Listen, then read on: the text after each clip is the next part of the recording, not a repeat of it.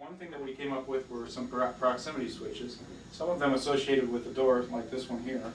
But that one is a very expensive proximity switch, but it can be adjusted from various lengths. We have it pretty tight for Bob to open the doors and close the doors. There's another one on the outside. This one is designed to allow switching overhead for caregivers as they come in. And this one's nice and tight so that as people walk in and out, it doesn't get turned on and off. It also has manual bypass, and you can shoot an infrared beam straight into it to engage the switch on and off.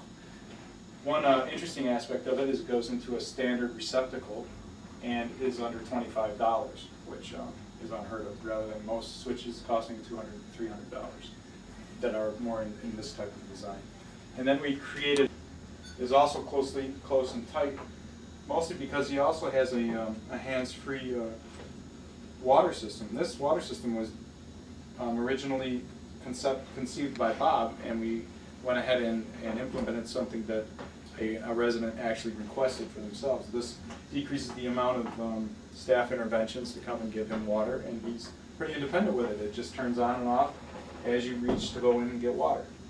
Inside the bathroom, we did a variety of modifications besides just the orientation of the bathroom. We made use of some more of these proximity switches and made use of a lot of standard switching that you might have seen as automation in hospitals and even in public bathrooms nowadays. Bye.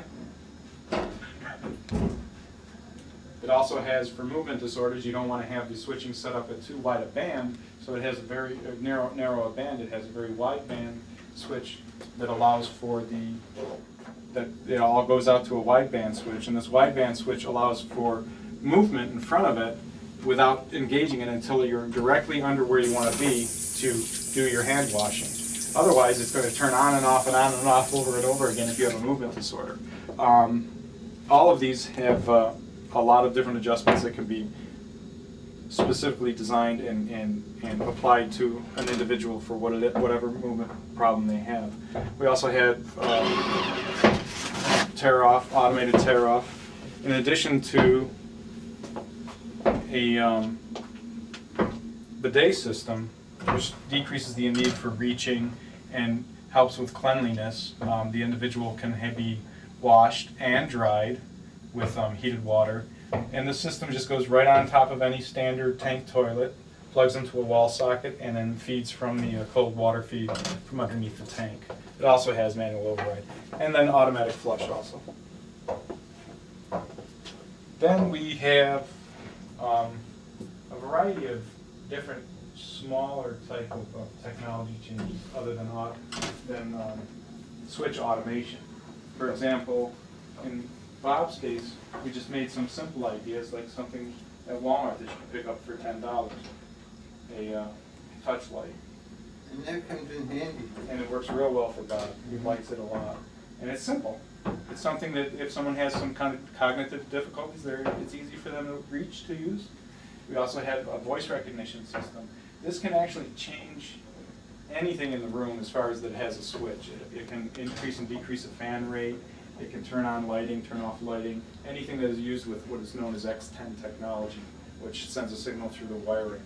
In this case, I added a Acoustic Magic linear microphone because the microphones associated with the voice recognition product, in this case just a send a remote control, didn't seem to be robust enough. But once we added this using a little jack that you could get from Radio Shack to fit into the Ascenda, we were able to get a much more robust and much more responsive voice switching system for Bob. And he uses it to change his television stations, increase and decrease the volume. It can do a lot of other things also.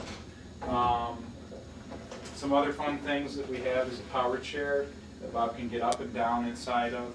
We have a simple switch system on his telephone, and we made use of some different freeze abatement technology. In this case, we tried using a little fun device that when Bob is very verbal, even in a freeze he's able to talk. So when he's frozen, he could talk to this device and get visual feedback and possibly break him out of a freeze. There's a variety of other options that we have in the room, from music to other sensory stimulators that, such as a lava lamp, that would possibly help Bob or some other individual out of a freeze.